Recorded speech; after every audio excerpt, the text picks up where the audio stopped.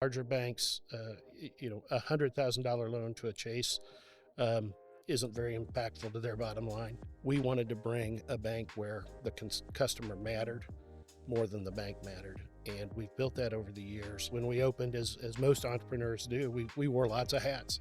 We shoveled the snow. We took turns emptying waste baskets, vacuuming the facilities. We did it all.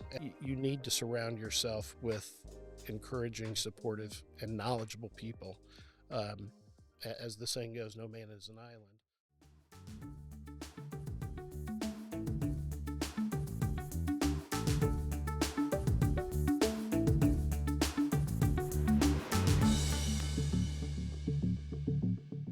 Welcome to Season 3 of the podcast.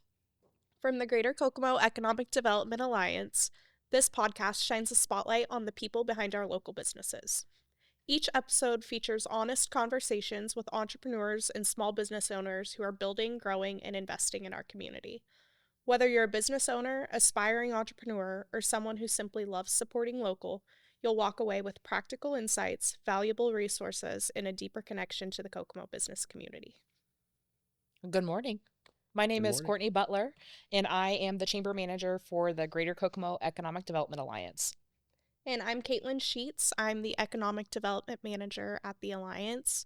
The Alliance, within 5 divisions, serves economic development in this community. So Courtney and I are here to represent the Alliance. And we have Rob Blume from Community First Bank as our first guest on Season 3 of the podcast. Good morning. Thank you for the opportunity to be here. Yeah, you want to introduce yourself and your role at the bank? Sure. I'm Rob Blume. I've been president and CEO of the bank since 2015. Joined the bank in 2002, actually before it was a bank. We had a mortgage company then. Our bank chartered in 2003 with the heavy intent to serve local businesses and consumers. And I think Community First Bank does that really well, but I think there's a lot of ways that the bank serves the community that people probably don't know about and are behind closed doors. Well, we try and get them out from behind closed doors, but we do a lot for the community. We donate funds, almost $250,000 last year. We spend hundreds, if not thousands, of hours from our people active in the community, contributing to volunteer efforts for not-for-profits and other local opportunities. We invest heavily in employee development. So not only are we supporting small businesses, we're supporting our own people who spend money in the local economy. Our team has been highly active in bringing about grant programs from the Federal Home Loan Bank. We've distributed millions of dollars through those programs to help first-time home buyers, other types of home buyers, and small businesses continue their dreams. And you just recently gave out a small business grant. Can you talk a little bit about that and what that looks like? Yeah, we work heavily with the Federal Home Loan Bank to award some grants that they enable. Mm-hmm. Those include first-time home buyer grants, down payment assistance, home improvement loans, and small business loans or small business grants as well. Our most recent recipient was Jansen's Tax Vault, and they were able to use those grant funds to buy some much-needed equipment to grow their business. I think that's a really great example of why the bank exists, to invest in the community and really elevate our community in a lot of different ways. But the bank has a really great story of just, foundational service in the community. Do you want to talk about how the bank got started and the way that you still serve that mission today? Sure. A group of 16 bankers, most of us who had worked together at another institution previously, we got together in 2002 with the intent to create a bank that would truly service local communities, local companies, local people. We really felt that there was a need for a locally owned bank that made decisions locally and approached the local community in a different way. We wanted to bring a bank where the customer mattered more than the bank mattered, and we've built that over the years by continuing to look for outstanding people, give them the tools they need, and then get out of their way. We have been honored to serve our local businesses, our local homeowners, our local consumers over the years, and the support we've received back from our community is far greater than what we've given, and our appreciation for that is deep. One of our first discussions when forming a bank was, what is our name going to be? And it very quickly got to, we want to put the community first. That's where our name came from, and we try and live up to it every day. Are there still people in the bank who are part of those first conversations? There are 3 of us left, myself, Bob Hickman, who's our Chief Banking Officer and Chief Credit Officer, and B. Wiles, who's our Chief Operating Officer. We have a number of people who have reached or are approaching 20 years of service with the bank. We've grown from 16 people to 160 now. Wow. Our asset size is approaching $1 billion, far further than we envisioned when we first started the bank, but it goes to prove that doing good can help you do well. Mm-hmm. And it's pretty rare for your employees to stay around that long. So how do you think that the way that you lead the bank trickles down into the way that employees invest back in? Well, I think it starts with our board of directors. We have a board who is committed to giving back to the community. They truly believe that there's more to banking than just maximizing your profitability. By giving back to the communities, you create a stronger business environment to do business in. So it's very much a circular effect, and what we do good for the community comes back to us. Our employees have really always been the key to being able to do that. We try and recruit and develop people who feel like we do, that there is more to life than just making a dollar. It's participating in the community, giving back to the community, helping your teammates, and really living in the community that we're serving. So Courtney and I, in prepping, we had some questions, I guess, about relationship-focused business. Courtney's the chamber manager for the Alliance, so a lot of what she does every day is relationship-focused. If you have questions for Rob. Yeah, I think that seeing your employees being involved in the chamber, I think, is really important too, but being able to support small businesses. Can you talk a little bit about how you've talked about your employees giving hundreds, if not thousands of hours, how they're able to give back and how they're involved in the community? Sure. We really encourage our people to get involved. We have community time off where we actually compensate our people for going out into the community and serving. Since our inception, we had what we call Stiegel Bucks, where if you spend your own time out volunteering, we give you credits that you can use to buy various merchandise, most of it community first branded, but sure. It gives an incentive for our employees to go out there. But really, it is a part of our annual review for each employee. We want to talk to them and encourage them to be involved in the community. And we really try and let the employee decide what they're going to pursue. We want them to be passionate about it. We want them to be involved because they want to be there. So it really does go back to the type of people that we recruit and develop. We want them to do it of their own accord, but also give them some incentive to participate. When you think back about foundational stories or like memories of starting the bank, where does your mind go, or what sticks out? Well, it's been quite a while. It's been 24 years. What really sticks out is we were and still are very much a small business. We come to work every day knowing that we have to earn our independence, and we earn that independence by providing great service, by serving our communities, by serving our customers, our shareholders, and our employees. There are lots of stories. When we opened, as most entrepreneurs do, we wore lots of hats. We shoveled the snow. We took turns emptying waste baskets, vacuuming the facilities. We did it all. As we grew, we were able to pay to have some of those things done. But it truly was a team effort. And I've been a part of a small business in the past and understand the struggles and some of the feelings that an entrepreneur can have about being on an island and where do you go for help. So we truly try and provide an outlet for entrepreneurial customers to have somebody to talk to turn to for advice, or just to talk. And I think that's something that community banks especially do very, very well. Mm-hmm. And it's a big part of who we are and how we build those relationships. Definitely.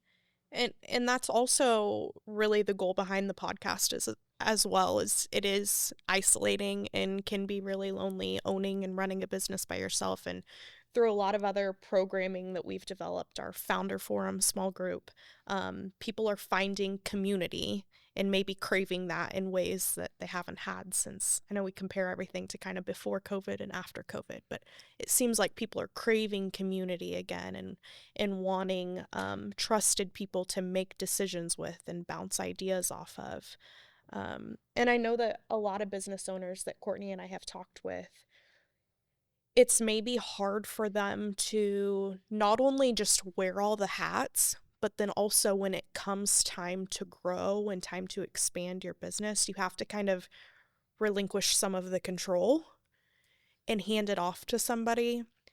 When you see people coming in for loans or advice on their business, is that a conversation that you have a lot? Like, maybe it's time to hire somebody, maybe it's time to bring in more staff. Very, very much so. That's a conversation that if we have somebody who wants to come in and discuss the possibility of starting a business, it's one of the first things we hit on. Build your team. Yeah. Your banker should be a part of your team. An attorney should be a part of your team. You need to surround yourself with encouraging, supportive, and knowledgeable people. As the saying goes, no man is an island. You can put yourself in an echo chamber if you're not reaching out to others. And that's one of the things I think is great about this podcast. What is great about the Alliance, it's really encouraging that collaboration with other business owners, with other entrepreneurs, to help share some of the stories, some of the good ideas, some of the pitfalls that you might run into. So from day one, if you're a one-man, one-woman show, you should be building a network beyond that initial team. So it is very, very important to be collaborative. And there are some ways that can cost your business money. And maybe a lot of times, I know from conversations that I've had through our drive competition, for example, people are ready and they're at max capacity with what they can offer within their business. And it comes time that I've got to bring in some help or somebody who could do admin tasks so that I can do the skilled work of why I started this business. But it can be really scary. Starting a business is scary, and then expanding your business is scary. But sometimes it takes taking that leap so people can see how their revenue can not only just increase but multiply. Very, very true. It is from a young entrepreneur, a young company, it is very difficult sometimes to make the decision to make the investment in a CFO, for instance, or a controller or a bookkeeper to help take some of the burden off. Typically what business owners do is they make their product, they sell their service, perform their service. They're not necessarily financial experts. They're not marketing experts. And you really do have to spend money to make money sometimes. Right. But that's one of the great things about the Federal Home Loan Bank programs. There are small business administration programs that can help entrepreneurs. And having that conversation with your banker can be very helpful too. We, our executive team is working through a book called The Infinite Game. And it's really all about long-term decision-making versus short-term decision-making. And that's kind of what we're talking about when an entrepreneur is trying to make that next step and they have to hire somebody to do it. That's an immediate impact on their personal income. And it takes some real faith and discipline to make that investment to go to the next level. So having a team around you that you can talk to people who have made that investment and seen it pay off in the past, that can be very, very helpful. Yeah, definitely. So you guys are working through a book together. Do you do that often? What other kinds of development do you do within the executive team? Well, we do it not only in the executive team, but in other teams within the organization. And really we're We're in the process of creating something called CFBU for CFB University, where we really focus on not just training our employees, but developing them as well. So we'll provide leadership courses, management courses that for an organization our size especially, you don't see in a lot of small companies. Again, our whole future is based on our people, our ability to hire, retain, and develop great people. Banking is really a relationship business, and people develop relationships with people. They don't develop relationships with rates. They don't develop relationships with buildings. It comes down to the interactions that you have with your customers and with your banker. So we are constantly working through one book or another. The one we did before, The Infinite Game, was Leaders Eat Last, same author, Simon Sinek. But we are always trying to grow our team, develop our team, and get better. I wonder if Courtney and I were starting a business, or maybe we had a business already and we were coming into CFB to see if we could get a loan to expand our business. What would that conversation look like? And how would it be different if maybe we went to a larger, nationally known bank? Sure. If you come to us, or most other community banks, but if you come to a smaller bank, you're going to get a conversation with a banker who understands that your relationship matters to that bank. Larger banks, $100,000 loan to a Chase isn't very impactful to their bottom line. It certainly can be to ours. I think our bankers are trained to ask deeper questions, really understand the need and the desire to borrow, and where it's appropriate, maybe to provide advice that will help you better utilize the funds. Again, most entrepreneurs are not bankers. They know they need money, maybe don't understand the best structure to fit their need, the repayment terms, things like that. Ask about the history of the bank. Ask about the history of the lender. Hopefully they're asking the right questions. They want to see a business plan, want to see historical financial statements, but really also want to know what your plans for the future are.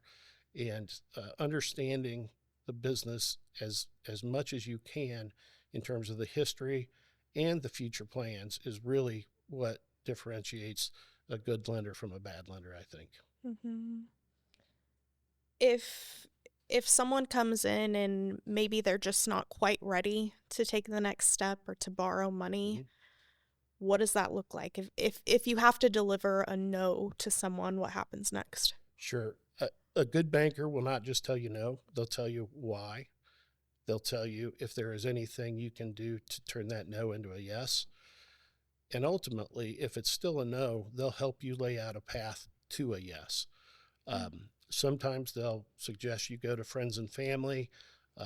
We don't like to rely on credit cards too often, but there are thousands of stories out there where people have funded businesses with credit cards to get them up and running, and made that a success. My guess is there are more that have relied on credit cards and maybe not been successful. So it's kind of funding of last resort. But we always want to provide a path forward to a yes. So banks don't make money by not making loans. So it's not personal when we say no. It is our job to make sure that we don't put people in a position where they can't repay a loan. So continue to ask, continue that dialogue. And even if you're at a point where you're just thinking about starting a business, develop a relationship with a banker and let them be a part of that team. The good news is we don't charge an hourly rate, so you can get a lot of free advice and hopefully help you on that path. Yeah, and that's what Courtney and I do every day as well. Yep. Courtney's got over 600 members that she counsels and coaches through, how can you get your business up and running and take advantage of these benefits within the chamber to get visibility. And I think it's important for businesses to see you don't necessarily have to travel outside of the community to find the resources that you need. You don't always even have to hire a consultant. I think it's really neat that CFB serves as a consultant to a lot of businesses in a lot of ways, in ways that I don't think larger banks do. When you're just a number to a bank and you don't have that relationship, then you can't necessarily go and ask for help. Sure. And again, the more successful our communities are, the more successful the bank can be. And really building that relationship from day one, those are some of the most gratifying relationships a banker can have. See somebody start as a one-person shop, grow to 5, grow to 10, expand their markets, and we have dozens of stories like that where we made the loan to somebody starting a company and they flourished, and now they employ dozens of people. They're bringing in revenue to the community. They're contributing back to the community, and those are what make it fun. The opportunity to work with those different people that have different visions, different drivers. We learn as much as they do sometimes, and it's really gratifying to see their success. What are some of your proudest stories? You talk about there's dozens you can think of. What are some of the ones that really stick out? Well, we go back to COVID and the PPP, Paycheck Protection Program. We were heavily involved with that in both Howard and Hamilton counties. What we found very rapidly is that the large banks were turning away some of their borrowers that had been depositors there for 15, 20 years, but they weren't of a size that mattered to those big banks. We made the decision early on that we were going to take all comers in our communities. Anybody who needed assistance, we were there to give it. And it turned out to be a great growth opportunity for us. We brought in new customers. They stayed with us because of the service, the advice that they got during a really challenging time for not just for the businesses. It was challenging for the banks too. We didn't know what the future held. Nobody did. So that was a really gratifying experience. I look around town and we can drive through downtown and I can point to businesses all over town that have grown and been successful in partnership with us, not because of us, but we were there to play a small part in it. It's hard to pick one out without discriminating against the others, but the tax fault, Jansen's tax fault grant is a good example of what we do to help our customers. Those grants, we have no financial gain from that, but it does help our customers, does help our communities to get those out there. So again, it's a privilege to serve, and it's a privilege to serve with people who have that same mindset. I think that's a testament to like the chamber. We are on business to business networking, and we say all the time, those are the people that you do business with are the ones that you like, know, and trust.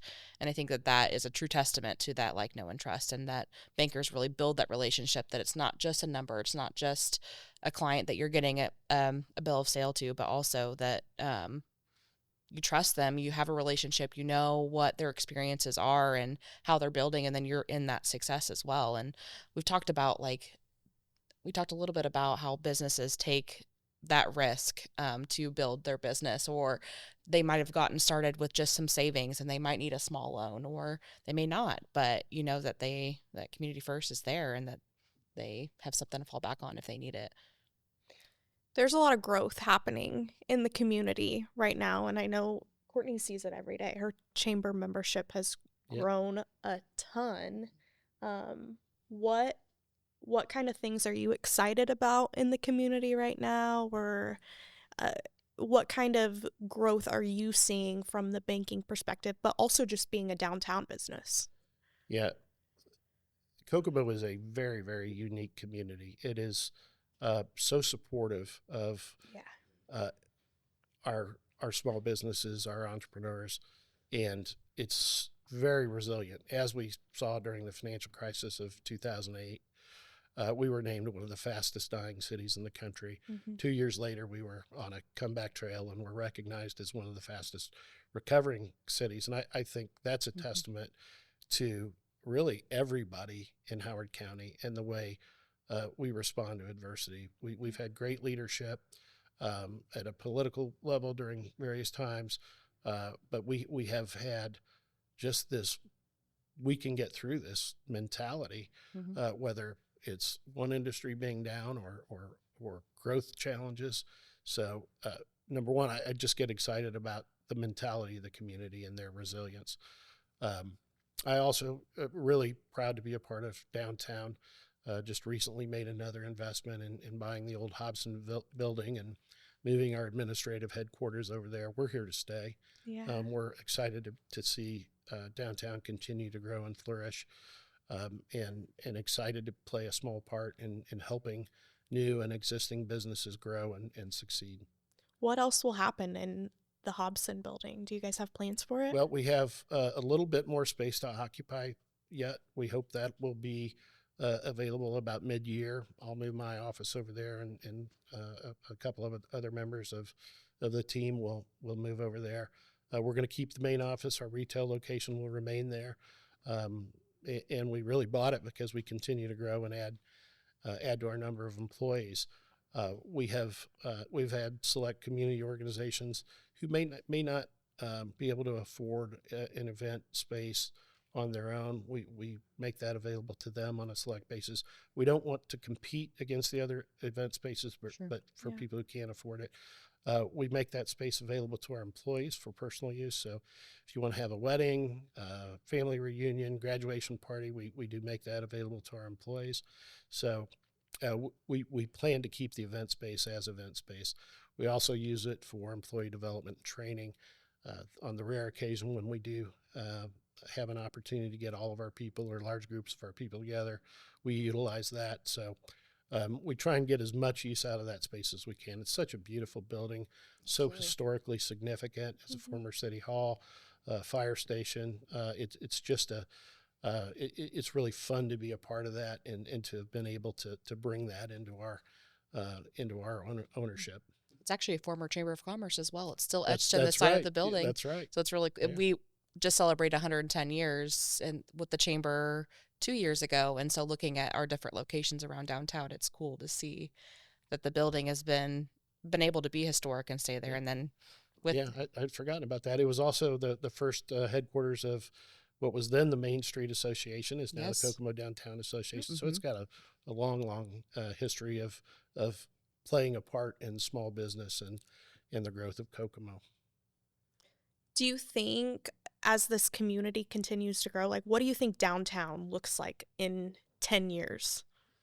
Wow.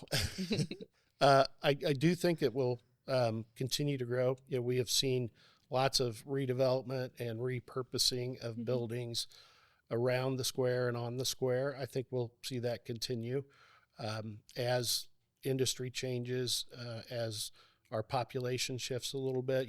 We have seen more multifamily housing come online. Now we're seeing some single family housing come online as well. But we have housing available in the downtown area that we didn't really have even 5 years ago. So I think we'll see people to continue to move down there. And when that population grows, the services to support those residents tend to grow too. So I don't have a crystal ball, but I do think we'll see continued development in repurposing of buildings downtown to serve a residential community that is growing. And of course, we've got the courthouse there. So we've got all the associated businesses and services that support that as well. What do you think is the reason that the bank is choosing to sponsor the Spotlight podcast? Well, we are a small business, We're here to serve small business. We owe so much of our success to entrepreneurs and small businesses, and we want to continue to serve that market. We want to reinforce the importance of relationships and feeling comfortable around a banker. One of the greatest experiences I ever had as a small business owner myself was having to go to the bank and borrow money. I know what it's just like to sit on the other side of the desk, and it should be comfortable. I understand often it's not, but I really would try to impress upon small business owners, entrepreneurs, people who are considering starting a small business, don't be intimidated. We're here to serve you. Unless we make loans, we don't stay in business. So we always try to find a way to get a deal done to help that aspiring business owner or business owner find a way to realize their dreams, to grow their business, to support their community and their people. That's really what it's all about, is trying to encourage people. Banks shouldn't be intimidating. I hope that people find community in this, in other outlets in the community that we've created. But if you were to speak to a group of entrepreneurs, I wonder what you would say, or if you have any advice or any hard lessons learned. I've got lots of hard lessons learned. But you just kind of hit the nail on the head. It is building community. Yeah. It's building community with your bank. It's building community with your financial advisors, but it's also building community with the chamber, with the alliance, with your fellow entrepreneurs, and finding support systems in places to exchange ideas, to exchange those tough experiences. Mm-hmm. Well, the world's more complex now than it's ever been, and you can get lost in it. And having people that you can share experiences with, talk to, just work through some challenges with, is really critical to being not just successful from a financial standpoint. It makes things more enjoyable, helps you maintain your sanity. Sure. So building that community as a business owner, I think provides so many business opportunities that just don't really get discussed that often. I think, like in all aspects of life, not just, in being a business owner, but the world really encourages us, be a master of everything. Here's a quick hack to master this thing so that you can do all the things. You can keep your house clean, and you can be the best parent, and you can own and run the business, and you can also, invest in your retirement and do all the stuff. But there's something to be said for not being the smartest person in the room. The old saying goes, if you're the smartest person in the room, you're in the wrong room. Yeah. I very much believe that. Yes. I think that is the other thing I guess I would tell aspiring entrepreneurs is don't be afraid to hire people that are smarter than you, especially outside of your area of expertise. I really, truly believe that's why our bank has been successful. I always try and hire smarter people than I. But it is a sign of good leadership to be able to find talent, give them the tools they need, and let them do their jobs. It makes you much better. It makes your organization much better.